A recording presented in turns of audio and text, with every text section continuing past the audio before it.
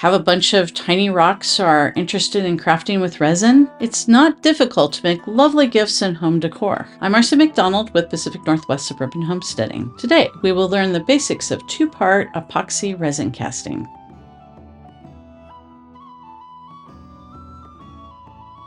One of the things I like to do with leftover stones from either worker stones from tumbling or little chips that are left over from breaking up or carving stones is setting them in resin.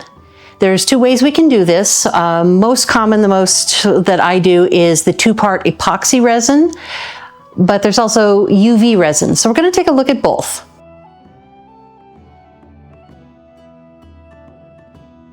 We're starting with epoxy resin, which comes in two parts. When you buy it in the box, sometimes it comes with little mixing cups, but you're going to get two separate bottles. These are going to be liquid until you mix them. Then they start setting up into the hard plastic that we know. Usually there's always some instructions and usually some stirring sticks that come with it. But this is how you do it. There are resin-specific molds. These are made out of silicone, and these are designed specifically for resin casting.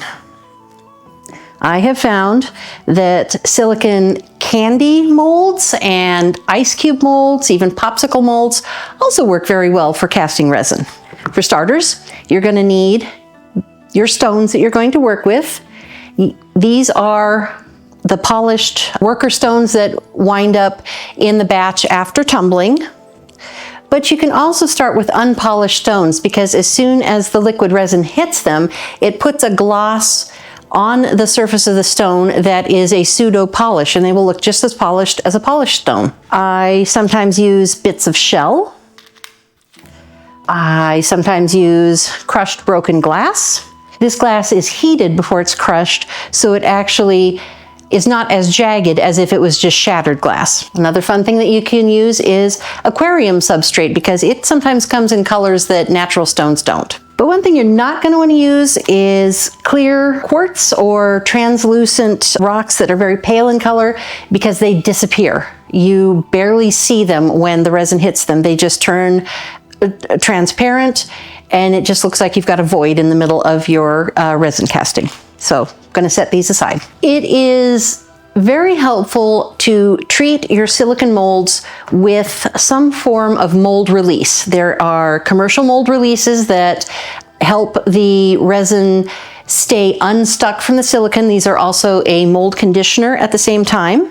But I've actually found that using standard petroleum jelly in a very thin layer on the inside of the mold works just as well. So I'm going to do both today. I'm going to mold a couple of these little ice cube molds that look like little robots.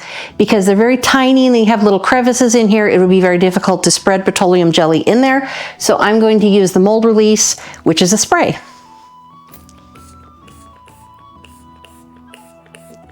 Just spritz it till it's damp, and then let the liquid dry a little bit. On the other hand, for these larger molds, just a thin layer of petroleum jelly. You don't want any globs, you don't want anything that's going to make a pocket in your resin casting. So I'm just coating it really nicely, really evenly, very thin. And this doesn't need dry time because it's not a liquid.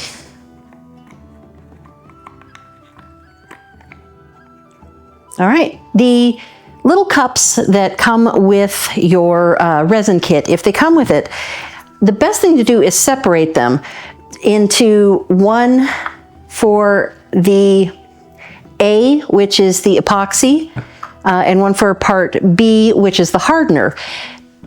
Don't get them mixed up. Just grab yourself a little permanent pen and write an A on one, and write a B on the other. Because if you accidentally pour the liquid A into the cup that has already been used for B, it's going to start setting up in the cup, and you really don't want that.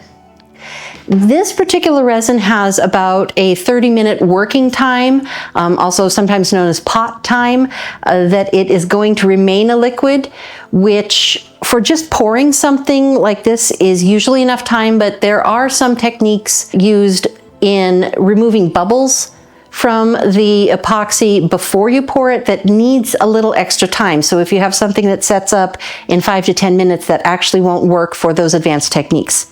But for now, we're just going to do some rock casting in our molds. So I kind of decide what I want to do. These little robots here have little tiny hands, little tiny heads. So I'm going to use little tiny rocks in these to make sure that they get in all the pieces. This is a little trinket dish mold that's got some fairly deep sides, so I may use larger but thinner slivers and slabs to pack in there. So I'm planning this out because I'm going to mix the resin first, pour a little resin in there so it gets settled into all of the crevices on the bottom, and then start adding the rocks. Because if you add the rocks first, sometimes the resin doesn't get under there and you get bubbles and crevices and voids that can ruin your work. Generally, most resins on the market are 1-to-1. 1 cup of part A, 1 cup part B, 1 tablespoon part A, 1 tablespoon part B. You're going to measure that by volume, not by weight, because the B is actually slightly lighter in weight. So if you measured an ounce of weight of this and an ounce of weight of that, that's actually not going to be the correct measurements. So I'm going to do, there's a little line here, it's probably very hard to see, on each of these, part A, part B. And then I'm going to mix it up into a silicone or plastic, anything that you're willing to throw away, because it's going to get very covered in resin receptacle that you can stir it up in. Paper cups work well if you're willing to throw these away. Silicone cups, if you can find them, once your resin sets up, just like your silicone mold, you can actually peel out any leftovers that might have gotten stuck to the insides. In fact, I think I have some here. And that peeled it right out. Little piece right there. Gloves, gloves, gloves, gloves.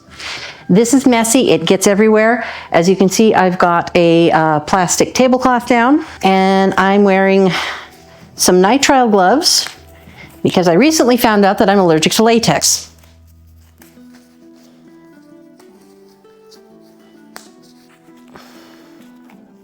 There's usually a little foil safety seal because I'm actually not sure why this is not a food product.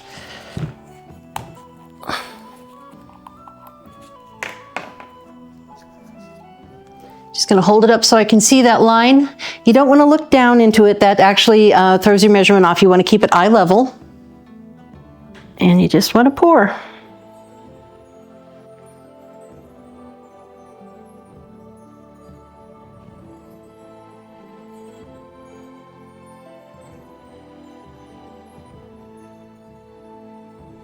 That is according to the measurement on the side, 25 milliliters. Now I'm going to put it into my silicone measuring cup here that I'm going to stir it all up in.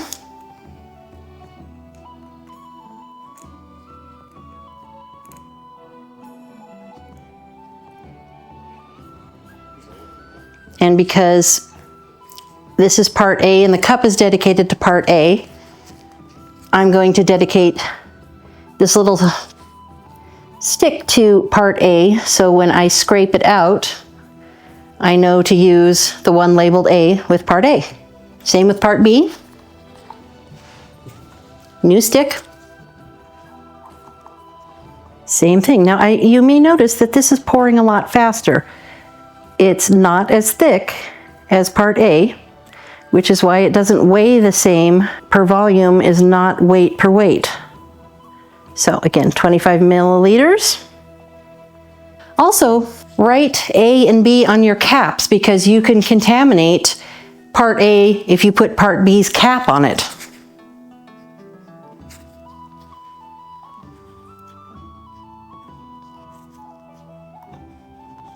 My stick for part B. Now I'm going to start mixing them together, and we're going to have about 20 minutes to finish the projects.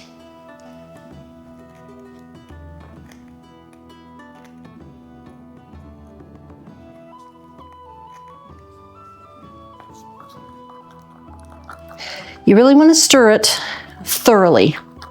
You actually want to stir for probably 2 minutes but you don't want to beat it so much that you're getting bubbles into it. The bubbles can actually ruin the project. There are ways to remove the bubbles. We'll talk about that in the second part of the video. Right now I'm just trying my best to not stir any bubbles into it. So now that it's nice and thoroughly mixed, I'm going to put just a little in the base and the bottom of these little robot molds, and that includes in their little hands and their little arms and their little feet, just to get some resin for certain in all those little crevices that might get blocked by some of the rocks that I'm about to put in here. Make sure there's resin first, just to get a good solid surface. I'm going to put a couple big rocks in here because there's a big cavity for his head, big cavity for his chest. Just toss a few in here. A nice skinny one for his legs. I just have fun, you know, picking what rocks go where. Gives them all a lot of personality. Then I'm going to sprinkle some more in there. When you're working with a little tiny mold with a little tiny parts, your friend is going to be a toothpick, just to push all those rocks into where you want them. Make sure there's no gaps. Get little ones down there in his little hands, his little arms. So he's about 2/3 full of rocks right now. I'm going to put in another layer of resin.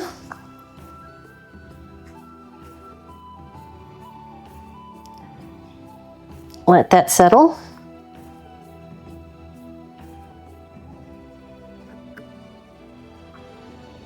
You can see it's already a little thick. This is why you want to be sure that it coats and gets in between all the rocks thoroughly, so you don't have any gaps and bubbles ruining your project. A few more rocks.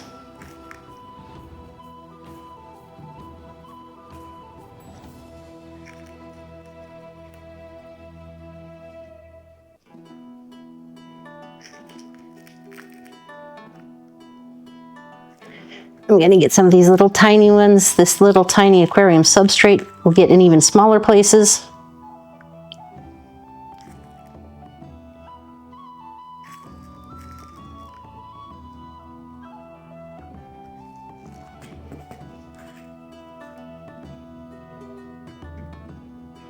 Okay. And then you just have to make sure that the rocks are completely covered and not sticking out of the top layer of resin. Make sure they get down in there. All right, I'm going to do another one. First, we're going to get a little resin poured in there.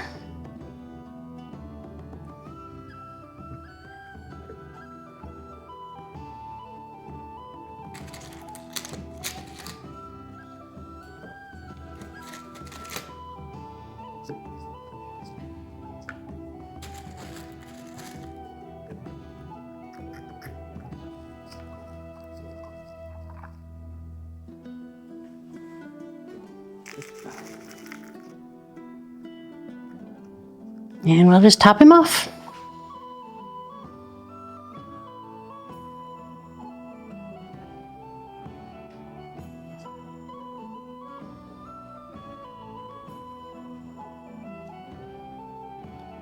So these little guys just need to now sit undisturbed for 24 hours to harden completely.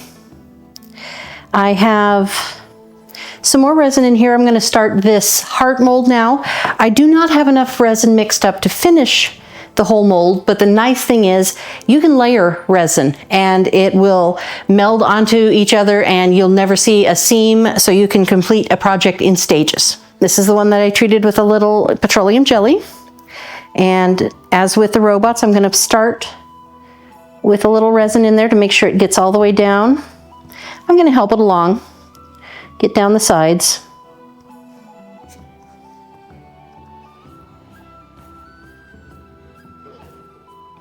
You don't want to fill it because you're still going to get some rocks in here. But just enough to make sure that your lip of the bowl is going to be solid. So since this is larger, I'm going to start putting a little larger rocks in here.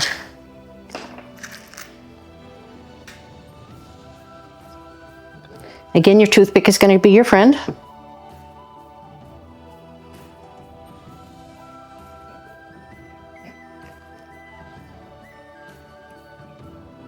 Actually, let me show you something. Be careful of the shape of the rocks, because if you force something in there that doesn't actually fit the mold, you do not want to warp the shape of the mold, because if you warp the mold, you're going to warp your final product. I'm just going to help them down there carefully with my toothpick.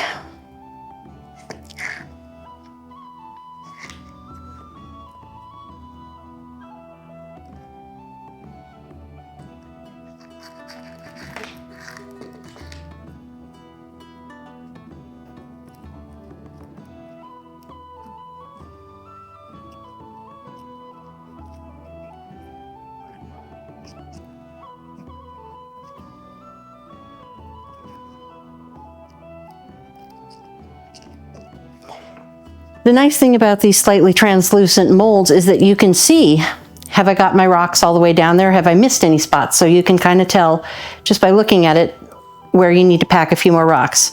And when it's about halfway full, you're going to add a little more liquid resin in layers and just build it up until it is full. Probably put a few more in here.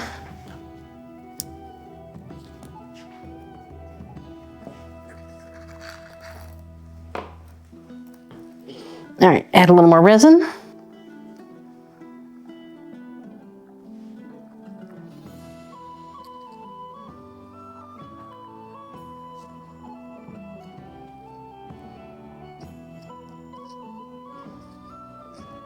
And I'm going to keep packing them in there so it's well filled but not bursting at the seams and misshaping everything. It's kind of like playing a little jigsaw puzzle to get everything in there. Be patient with it. Your resin is setting up, but it's not going to set up so fast that you can't work this.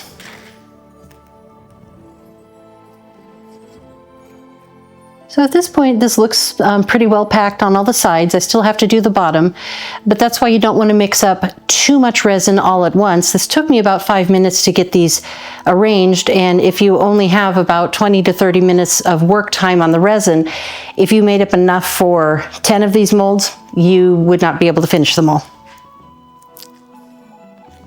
All right, so the sides are done. Now I'm just going to layer a few things on. This is actually the bottom of the bowl. So you want to, again, make sure that your rocks or whatever you're putting in here do not exceed the height of the mold, or you'll have a rock sticking out on the bottom that'll make the bowl or whatever item you're casting wobble and unstable.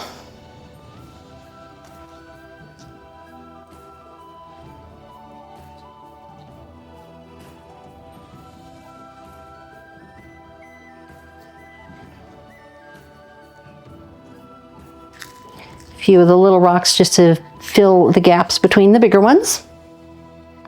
Poking that all down there to make sure it's not sticking up above the lip of the mold, like that little guy right there. Get down in there. And once I'm satisfied with that, one final layer of resin, which I'm going to have to mix up a second batch to finish this. It's about all I have left in there, and that's not going to be enough. Not a big deal. I'll just mix up another batch and move on to the next mold.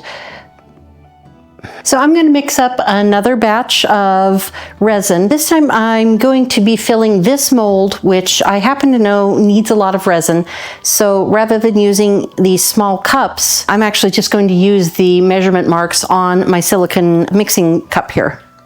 I'm going to fill to number 1 with A.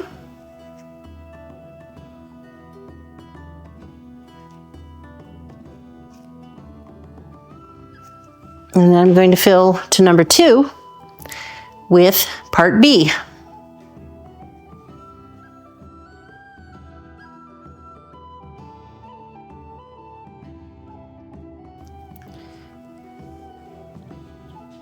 All right, so that's mixed really well. First thing I'm going to do is finish topping off this trinket bowl mold that didn't quite have enough resin to finish the project.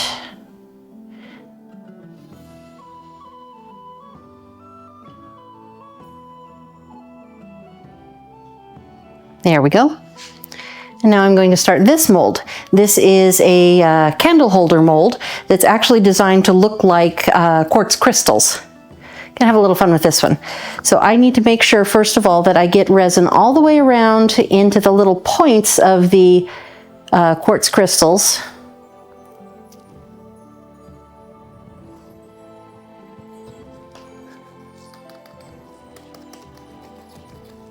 Just make sure it settles in. And because this is going to be crystals, I'm actually going to be using more of the see-through broken glass to get a colored crystal effect.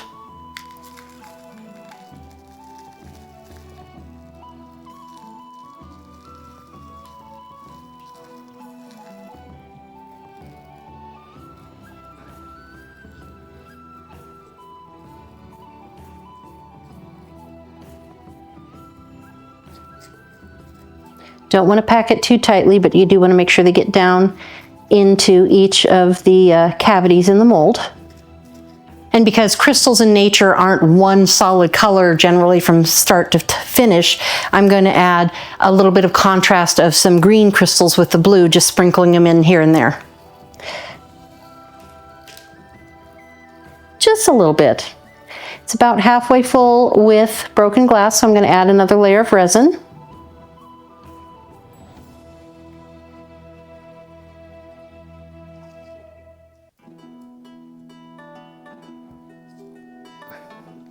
Make sure that all settles down in there. Squish it around a little bit to get any bubbles out.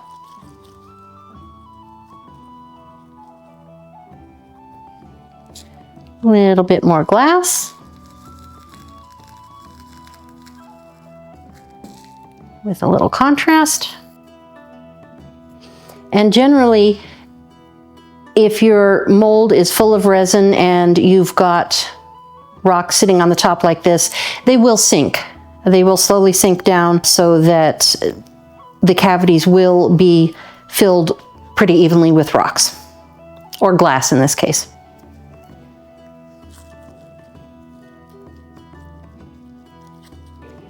Sure, it's all working down in there. These molds are flexible, so you can squish them a little bit like this. Just don't squeeze them so hard that it shoots out like a tube of toothpaste. And just a little bit for the bottom.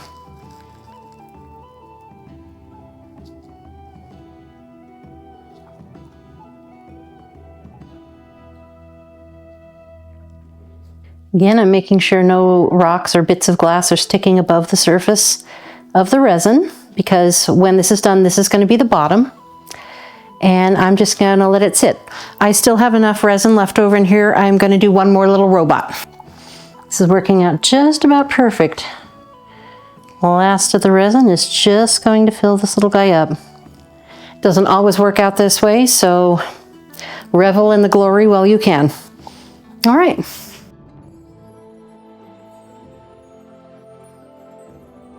So it's about 24 hours later and the resin has had plenty of time to set up. I know because this is the little mixing pot that I used last night. There was still a little bit of resin left in it. It settled to the bottom and set up very well. Not at all sticky. So we're just going to carefully peel them delicately out of the molds because they do have tiny little parts on the little hands and feet of the robot, so I don't want to break them.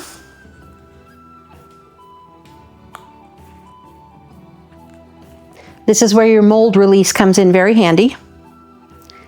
And there's a little robot.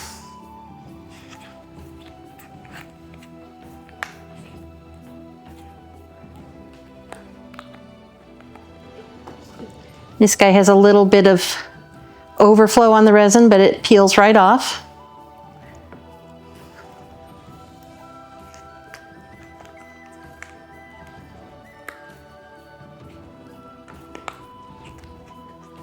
Now there we go. Now using candy molds or ice cube molds is a little different from using a dedicated resin mold because the texture is not necessarily as smooth as a resin mold. So your end result might be just a little bit cloudy, but there's a simple fix for this. A very quick spritz of gloss clear spray paint usually shines it right up and it looks just smooth and crystal clear. Now we're going to demold this little heart tray. This can be a little hard to get started, so you could very carefully run a toothpick down in the edge just to get it started. Be sure not to damage your mold. Silicone is very stretchy, so you can actually stretch it wider and pop your project right out, usually ending up with a mold that's completely inside out in the process. And we have a little heart bowl.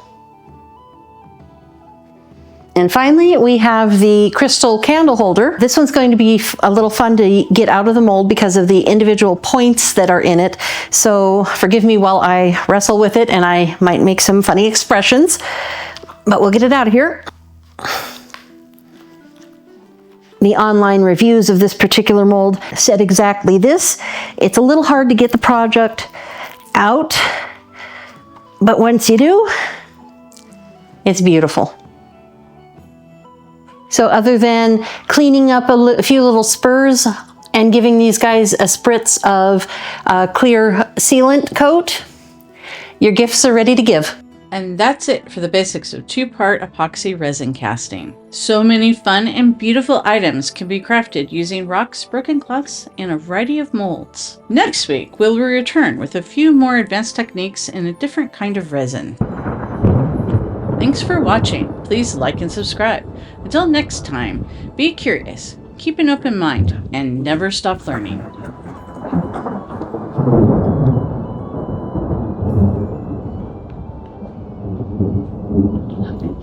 Of course, I didn't get that.